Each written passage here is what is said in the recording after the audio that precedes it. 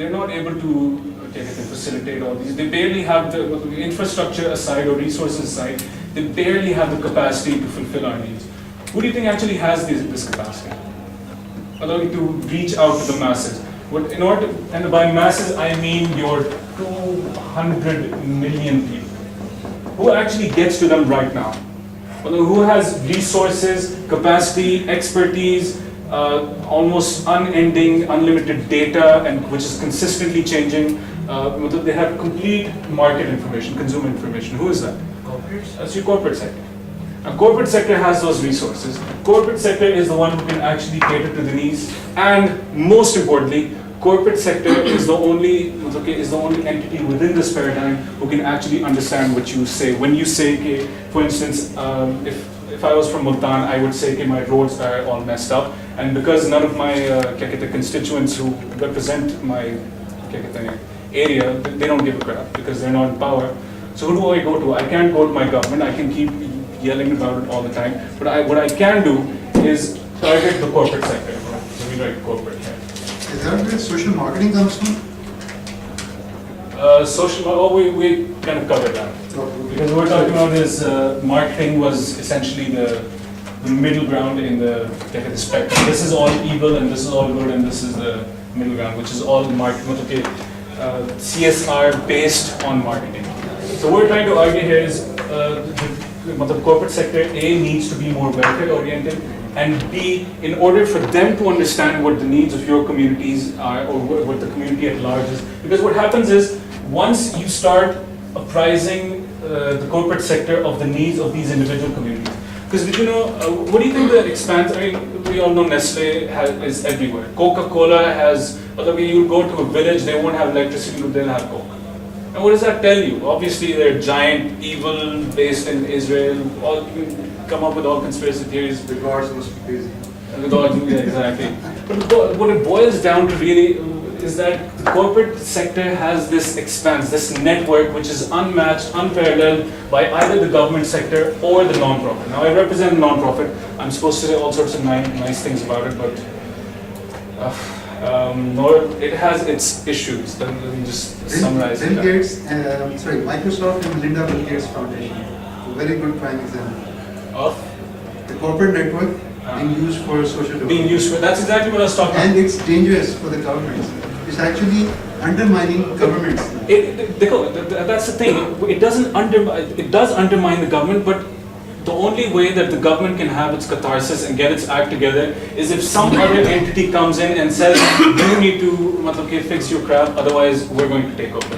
And the only people who can, the government is not going to listen. I'm very sorry to say that. You can go to all sorts of websites, go to the Planning Commission, you can do as much research, you can talk about it. The government essentially does not accept the existence of the media. The media is just this constantly bickering space which they have really learned well over the 60 years of Pakistan's history. The government has learned incredibly well how to just block that noise out. So the people who can actually, or the entities who will actually listen to us are the corporate entities. And not just because they want marketing, but also because obviously everybody has their self-interest. Their self-interest comes through marketing. If you tell them that, I'll give you a simple example. NWFP Okay, NWFP, obviously we all know there are a range of issues and problems in NWFP. If you went to Unilever today, not today, suppose you just wrote a blog about your communities and how you saw Nestle's extensive network within NWFP and places where even the village you can't go, Nestle is over there through their trucks and through their all sorts of factories and whatnot. Nestle is there, the government isn't there. What does that tell you? It means the government has a plan. So if you spoke to Nestle and said, "आप लोग इधर आए हैं, आप लोग जो हैं उपवास करते रहते हैं ये वाली, why haven't you done any of those things?" And you keep making noise about that. Do you think Nestle is going to actually ignore you like the government would? Nestle can't do that. It's against their agenda. They essentially have to cater to your needs somehow. And the only one who can actually explain to Nestle what the context is, what the reality is you. So you're essentially what that boils down to is our responsibility as this minority who can speak on behalf of the people is A, we need to enable the corporate entities and give them to push them towards being more development oriented, and secondly, create that media space which can actually help people understand those things. And once all of these communities are covered, what you realize is essentially you've covered all of them. Sure. If you look at the major reason why the corporate sector works and why the government wants to do, because the corporate sector is to make money, right? And the government is supposed to work on making the country a better place. Supposed to.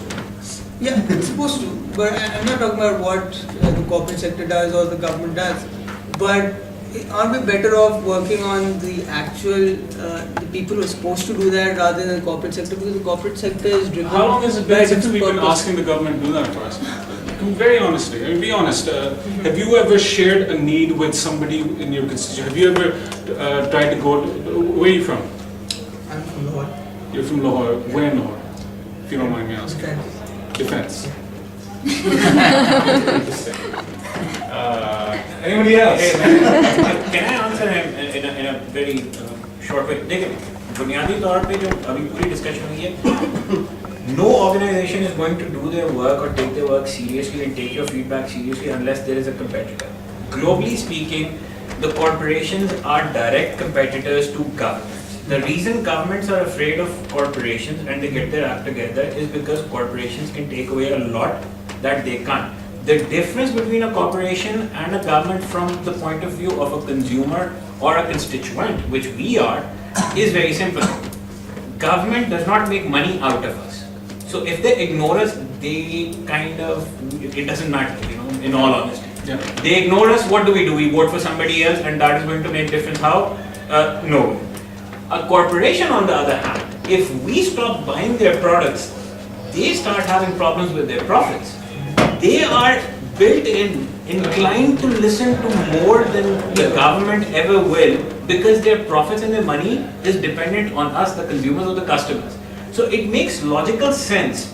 Makes corporate Globally. sense, basically. Yeah. So argue or negotiate with somebody with whom you have some sort of a leverage.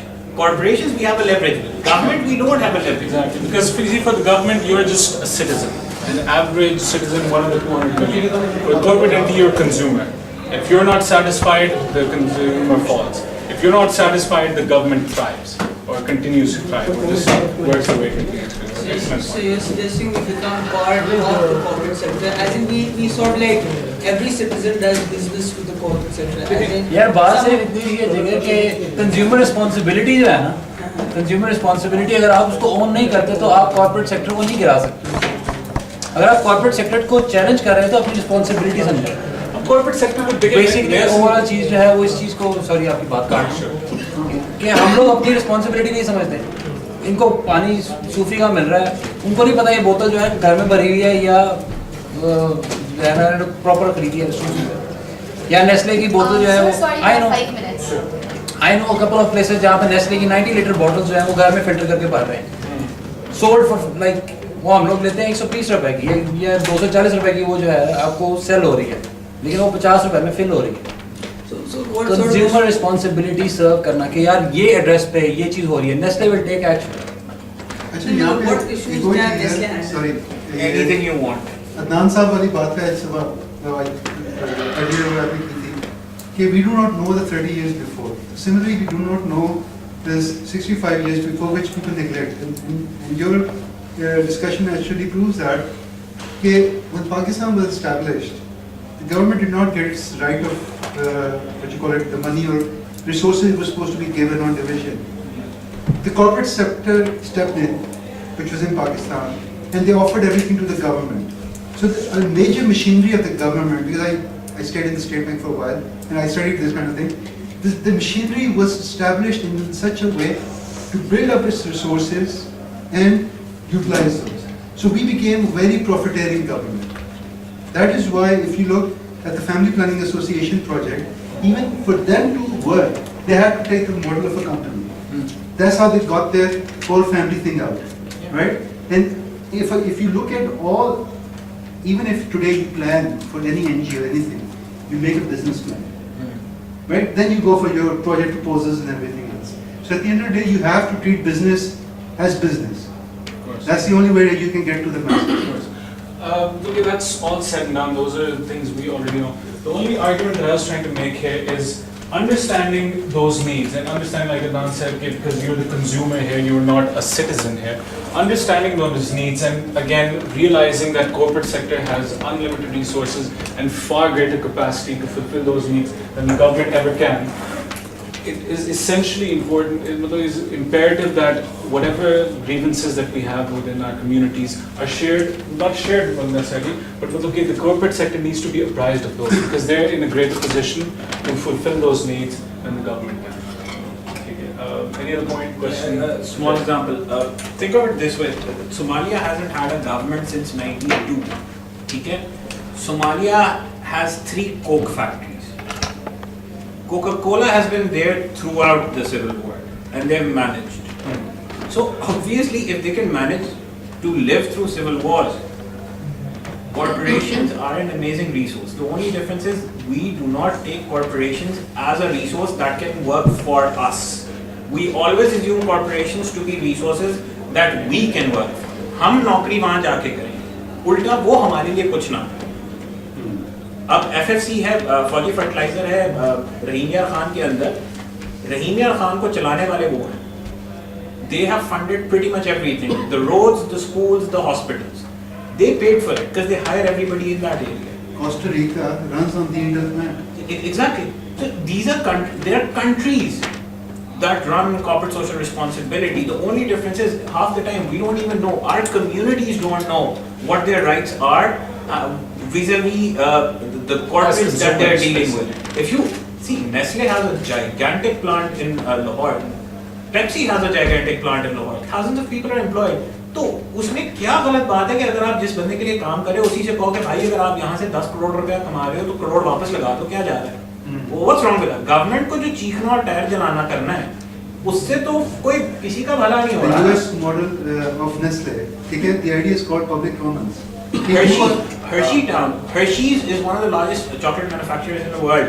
Hershey Town, where their factories are built, is completely owned by Hershey's. They fund everything. It's one of the best run towns in America. Point is, it's not just one thing. Eindhoven in Holland is completely owned and operated and run by Philips because their factories are there. हमारी वही बात है ना कि what we're trying to do is get the community to be aware of what their rights are vis-a-vis a corporation. Government के साथ सबको हक जताने का शौक होता है. Corporate के साथ हक लें, जो बंदा आपसे पैसे कमा रहा है उससे तो कुछ वापस लो ना. जैसे मल्टीनेशनल जनरली जो आती है ना पाकिस्तान में, they come because they get cheaper resources over here. नहीं, वो that's a myth. It's a market. ये बात याद रखो. 200 million, you're the 6th largest population in the world. You're the 6th largest market. ये वो आपके कोई एहसान चढ़ाने नहीं आती. चीपर पाकिस्तान की labour is actually very expensive. Cheaper labour अगर चाहिए वो बांग्लादेश में चले जाओ, श्रीलंका चले जाओ, चाइना चले जाओ, मत चीपर लेबर. बट पाकिस्तान की ये लेबर आर्ग्यूमेंट जो है ना ये बहुत पुराना है.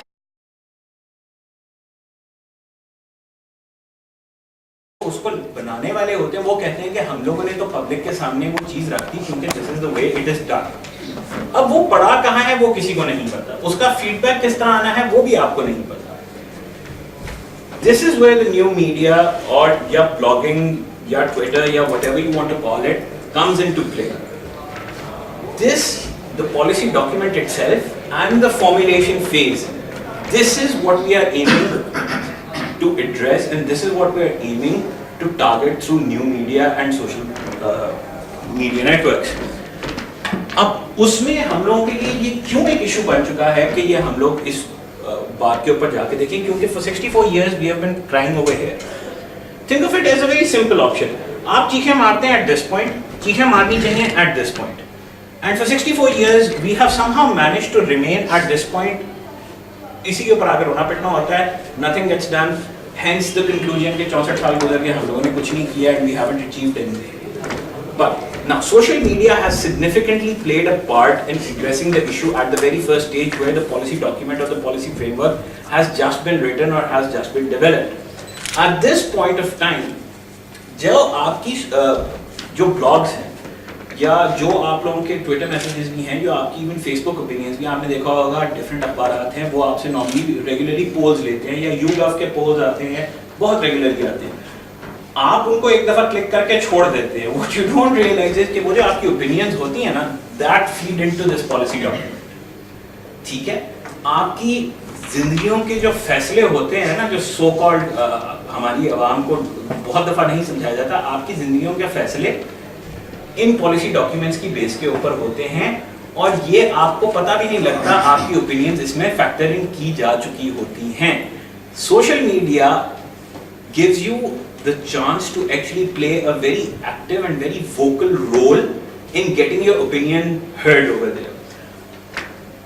जो हमारे पास लास्ट इशू था, which I would make an example out of, अगर आप लोगों में से किसी को नहीं पता, the government of Sweden actually handed over the Twitter account of Sweden to the people of Sweden.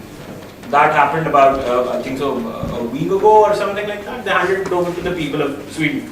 Now that might sound extremely funny and that might sound fairly comical कि जी अच्छा बड़ा इन लोगों ने एक अच्छा स्टंट किया, which is very fun.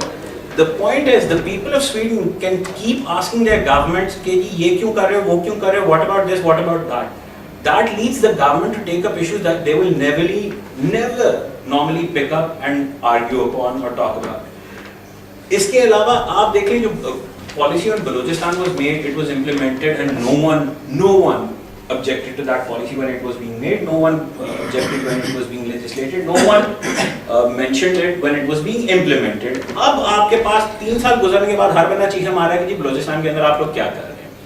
The difference is जब बलोचिस्तान की अगली पॉलिसी बन रही है, तो ये जो पिछले 3 साल की ब्लॉगिंग या 3 साल की ओपिनियंस या 3 साल का आपका सोशल मीडिया का क्रक्स आ रहा है, और उसका जो इनपुट आ रहा है, that is forcing the government to take back the whole policy now and rethink their stance. Same with the economic policy, जो आपने सोशल मीडिया के ऊपर या मेन स्ट्रीम मीडिया के ऊपर गवर्नमेंट को मैसेज पहुंचाया कि आप लोग कर क्या रहे हैं, try to explain it to us कि ये हो किस तरह रहा है, what is going on, why don't you do this, why don't you do that. The government is taking that into account now. अगर हमारे पास एक बहुत बड़ी गलतफहमी ये है कि the government is all knowing and the people who are running the bureaucracy are all smart, they are not. अच्छा आइडिया कहीं से भी आ सकता है, and that is something where the new media plays an active part. Now this is the process that is the key to actually getting somewhere as a nation.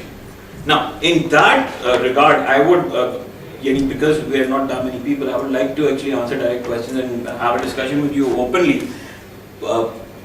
Blogs make a difference. A lot of people say they don't, they do make a difference, and they make a huge difference. आप मानेंगे नहीं, but Twitter makes a huge difference as well at the end of the day. Most of the people you will never get to meet in real life, and most of the people you will never actually have a chance to talk to for more than probably 3 minutes would actually hear you out for hours upon hours because they are there and it's on their phones. So social media is letting you talk to people like Dr. Nadeem Ul-Haq. He is very active for some godforsaken reason, and he listens. And he's a man who's willing to take on his detractors. So is the case with a lot of other people as well. आपने देखा होगा कि हमारे chief minister साहब हैं पंजाब के, जो कि आगे पीछे रैंडम किस्म के फैसले लेते हैं, but even he has realized the sense कि जी अगर मुझे यहाँ कोई काम करना है, if I want to connect with people and I want to understand what their problems are, might as well ask the people directly what their problems are. अभी तक हमारे पास मसला जो आ रहा था वो यही आ रहा था कि लोगों से ये तो पूछ लें कि आप कर क्या रहे हैं उनके लिए। एक इलाके में सड़क बना देना probably is not the best case. उस इलाके में शायद गैस देना एक अच्छी स्ट्रैटेजी हो, या उस इलाके में बिजली देना एक अच्छी स्ट्रैटेजी हो।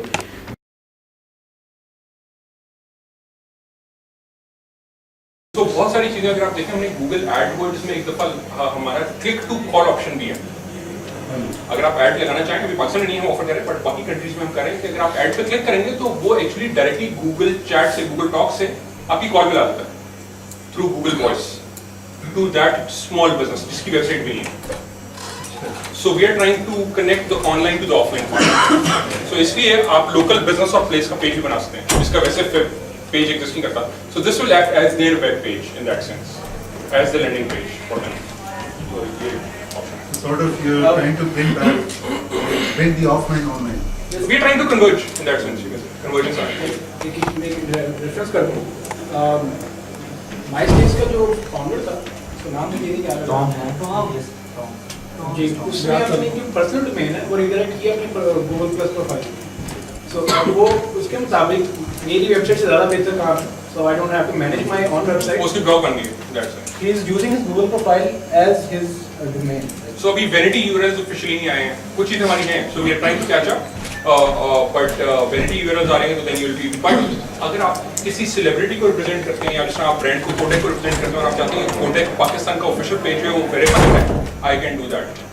सो drop me an email at badr@google.com। So अगर आपके ब्रांड ऑफिशियल ब्रांड्स हैं जो कि ग्लोबली नोन ब्रांड्स हैं या कोई ऐसी चीज़ है जो कि पॉपुलर है और उसको for example if you represent a celebrity और उसके 4 पेज लोगों ने और बनाए हुए हैं and you want the official page to be represented, I can actually verify that.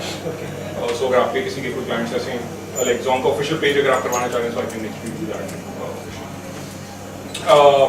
So ये आपने पेज बना लिया, स्किप दिस पार्ट। मैं एक और चीज़ बताना चाह रहा Sir, how do you हूँ officially verify like this brand is?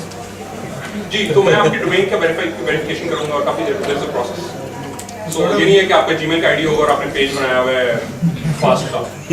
So you will have to have a fast user ID. You will act as the UDRT then. जी You will act as the UDRT. हाँ, for and the वो brand. Certain checks, इसलिए मैं हर किसी का नहीं करूँगा, सिर्फ very select. This is something interesting जो मैं आना चाह रहा था। So you can connect the G+ page और वो सब आपने कर दिया। स्किप दिस पार्ट में, सॉरी जी स्लो नहीं, मैं ये चीज़ स्किप करना चाह रहा हूँ, ये मैं एक्सपेक्ट कर रहा हूँ होमवर्क अपना पूरा करें। आपने चीज़ स्किप किया वो कन्वर्टिंग करने का। मैंने रिसेंटली मेरे ब्लॉग है, मैंने उनको कन्वर्ट करने की कोशिश की थी, तो अक्सर एक मसला आता है कि स्क्रीन साइज का, कि कई लोग होते हैं 14 इंच कर रहे हैं, कई लोग छोटी नोटबुक कर रहे हैं। तो गूगल प्लस का जो विजेट है उसके अंदर ये फीचर नहीं है कि हम लोग उसको बड़ा कर सकें, छोटा कर सकें। एटलीस्ट मुझे नहीं मिला था। मैंने तो काफ़ी इसमें डिफाइन कर सकते हैं, ये देखें, ये width and height, width and height आप डिफाइन कर सकते हैं। कोड ये आपको खुद करना है थोड़ा सा, if I am not wrong, But try कीजिएगा। content syndication from your existing site to your business page, is that available? अभी ये नहीं RSS की बात करें, काइंड ऑफ XML ये कैसे? जैसे इस, जो इसका वो क्या नाम है इसका, सर्कल्स जो हैं इसके, हाँ हाँ राइट, उनके अंदर आप अपना कंटेंट जैसे रेफरेंस करते जाते हो, अगर अपना पेज बिल्ड होता जा रहा है, right. First I am blogging on one side, but I want that content to appear on my. नहीं, अभी कोई APIs नहीं है, अभी APIs ओपन नहीं है, APIs अभी सिर्फ गेम्स के लिए थोड़ी ओपन है। Between, what about between blogger? हाँ, सो भी आ रही है APIs है coming. So there are, I can tell you 100+ features coming in, इनमें ये सब चीज़ें। सो मैं ये सब चीज़ें थोड़ी स्किप करूँगा, आपको एक चीज़ जो दिखाना चाहूँगा, ये डिफरेंट एग्जांपल्स हैं आपके पेजेस, इसमें मैं अच्छा, सो आपने एक चीज़ नोटिस की होगी,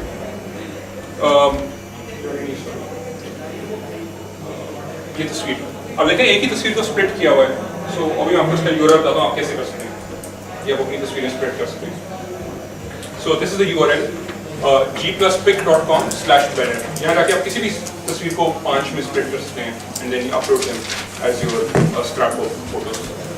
ये फेसबुक पर भी लगा सकते हैं, जो फेसबुक का जो 5 अगर उसके साइज वो मेरा ख्याल से साइज कर सकते हैं, if I am not wrong, तो वो डिस्टॉर्ट हो जाएगी। क्योंकि rosie.pk वालों ने अब तक सीधा स्प्लिट करके ना 5 में लगाया है। उसका तो डिफरेंट होगा, आपको देखना पड़ेगा, राइट मिल जाती है उसको, उसकी डिफरेंट होगी size, coordinate difference. Exactly.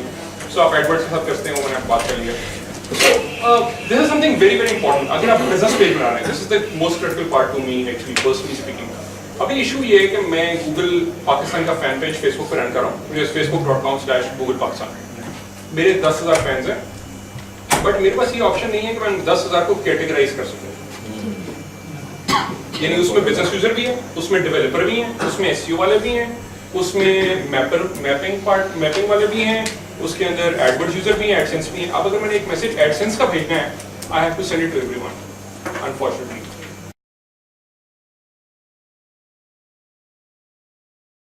Interested in journalism or want to be a journalism student? Okay, are you students of FAST? Okay, that's why like I was amazed that you are students of FAST and you want to be a journalist, and it's like quite abnormal. And how many of you are bloggers actually?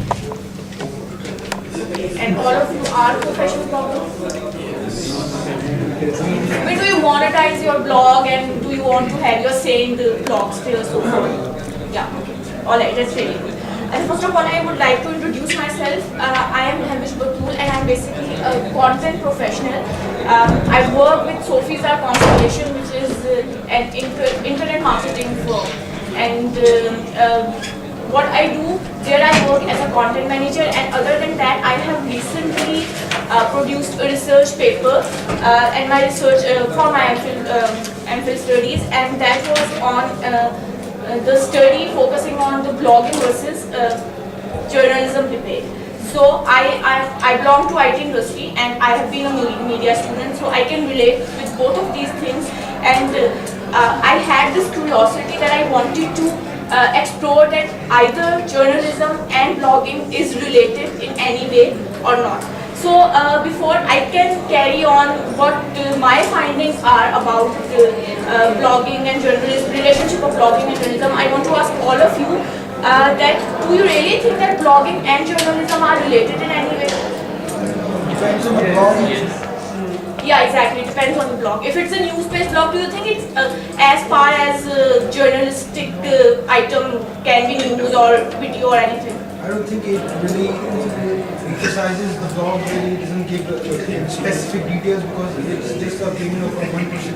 It's an opinion of one person. And do you think that even In Pakistan, if I'm writing something, I do not actually go into the field and research as journalists do. So that's why I think that is. Alright, so that's very valid point. It depends. If you look at our newspapers, they contain extremely opinionated pieces anyway. Yes, exactly. That's the same thing. They are also very opinionated, and most of the time that piece of news or current affairs show that we are watching is also an opinion of one person who is probably conducting the show or who is the owner of that television channel or whatever. Alright, so first of all, I want to trace the roots of relationship between blogging and journalism, that from where this whole debate actually arises, that is blogging a form of journalism or not. So what happened actually, that blogging is not a very old phenomenon. It started just a decade back, say in late 90s. Particularly in 1987 onwards, there were a lot of blogs which emerged on internet, and they used to be called hypertext journals, and there were different terminologies used for blogs. The basic idea was that you have to write an entry in the form of content or video or audio, whatever it can be, in chronological order, so that the latest one can appear at the bottom. I was saying at the bottom, at the very start, and then gradually it moves on. So what happened, a lot of people started blogging for personal sake. They used to explain their personal experiences, travelogues, and between them there was some news-based blogs. And when I say news-based blog, they were not like someone was breaking news, but they were commenting on news and current affairs which were happening around the world. But then things changed slowly, especially during Iraq war. What happened that when you will search about the blogging and journalism relationship, you will get to know about this case study, Baghdad blogger. What happened during that time, that there was a blogger, his name was Salam Abdul Muneem, and he used to write under the pseudonym Salam Flax. He was a 29-year-old architect who was based in Baghdad, and during Iraq war he had the blog Where is Ruaid, and he actually dedicated that blog to his friend who was not very communicative on phone or letters or email. So what he did, that he actually dedicated this whole blog to him, and he used to write anything on it which he wanted to tell right. But during Iraq war, he started posting different instances of missing people and who were displaced during the war, and who were displaced actually during Saddam's time, and later they were found by American troops and NATO troops, etc. So he became very popular among international media and among the local, of course not among local public of Iraq. They were not actually looking at blogs that time, but among international media, he became so popular that eventually he was hired by Guardian, and he used to write fortnightly columns for Guardian. So, and he also published a book under Guardian. So he was so famous, and after it, this whole say debate sprang up that if bloggers are at par with journalists or not. Not have the capacity to actually do and say what they want. So they wanted a platform they wanted a youth leader to be out there in the maybe in the form of a leader, a political leader, in the form of a brand leader. And there was a need for this because they wanted someone to be talking about their problems, someone to be talking about the issues in the society, and someone to really lead this into a positive direction. And when we had researched, we knew that there's a need, so we wanted to tap into it, and we wanted to tell the youth how they can use mobile connection as something to use for societal correction and for their own betterment in the future. We started with in February with Khamoshi Ka Boycott. We had a very good response to it.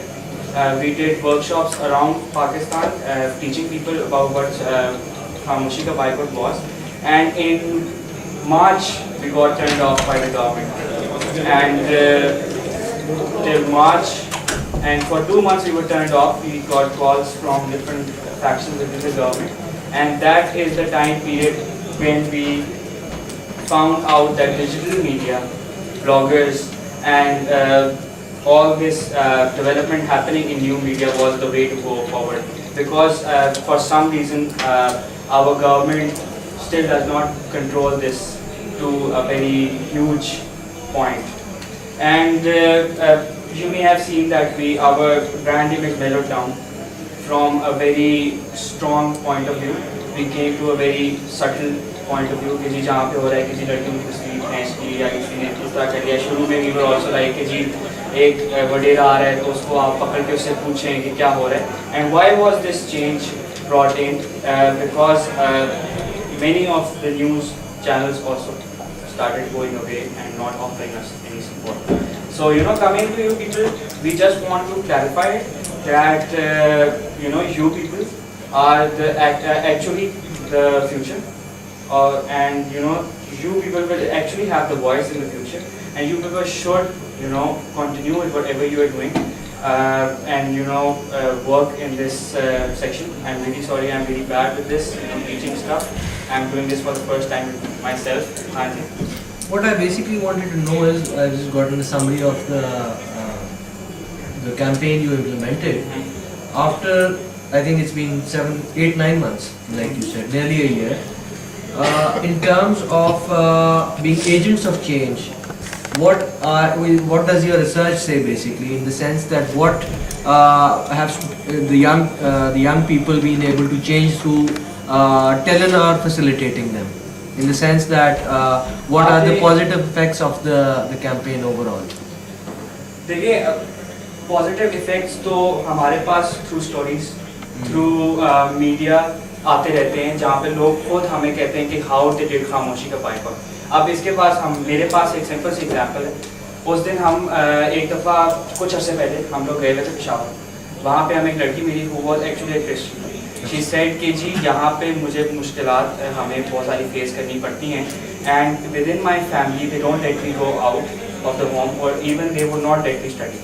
ठीक है, so learning from whatever you were saying, I knew that I had to raise my voice. I had to speak up for change. I had to speak up for change within my society, within my family, and within the culture that I was living in, because it wasn't beneficial for me myself. I spoke up, and then she called us, and she said that she needed support in this thing, and we supported her from that point onward, because we knew that she was doing Khamoshi Ka Boycott in the same manner as we wanted her to. Okay? And she did that because she understood the message. She knew what we actually wanted her to do, and she was studying. And then we sent her to youth leadership conference for training in जो वो कराते हैं सारी सारी, and she was also made the youth agent of change, and she is working there and she holds workshop for other female students and stuff from time to time. So it's a very slow change. It's a very slow thing that we're doing, but in the future you'll see that it will get very big, inshallah. Is this a CSR campaign or a branding campaign? Like most of the time, this looks like a CSR campaign, but you are using your brand to realize. देखिए CSR का मतलब है corporate social responsibility. ठीक है, तो अगर आपका we take for you I would say it's a brand campaign, but at the same time we're fulfilling some of the CSR motive emotionally, not as in जिसको आप कहते हैं monetary basis में नहीं करते, because we are a company, we have to make profits, ठीक है? So we are pushing it as such. जहाँ तक हमारे CSR initiative की बात हुई तो that's करो मुमकिन, that's completely different. जहाँ पे हमने schools भी बनाए हैं, जहाँ पे हमने we working with disabled people, we working with minorities of Pakistan into making their lifestyles as much better as possible. So that is CSR. But यहाँ पे emotionally आप तो कह सकते हैं कि it has CSR benefits attached to it for our campaign and for ourselves. But I would still call it a branding campaign. I have a small question. It's just a misunderstanding. When you started this campaign on how to boycott, silence, or Khamoshi, were you inspired by the Arab Spring? Because many people even said that exactly. They said that this is a very unoriginal attempt at trying to take up that entire heat from the Arab side to the South Asian side. Did you try doing that in any way? No. No. As I just told that it was the result of a research that we had done. Right. That what Pakistani youth actually wanted. So it Arab was Spring really actually came with that started after. You can say that Arab Spring was inspired by us to some extent. That's a But huge thing to say. we, when you relaunch a brand campaign, we worked about 6 months. Right. It wasn't done overnight. It wasn't done, as a result of something we saw happening in the society. It was a planned campaign that took about 3 months when we had finalized the big idea, and 3 months before that when we were finalizing the big idea. So you're saying that the dates coincided with the Arab Spring coincidentally? Coincident. It was a complete coincidence. Right. But at the same time, you can say that Pakistani youth and the Muslim youth, they have something in common, because our research was telling us something That people that were was taking the also heat from true that side. for those people, because they have been living under that kind of a regime. They have their emotions, their whatever they want to say has been not been allowed completely to go into the mass media. So it's that kind of. So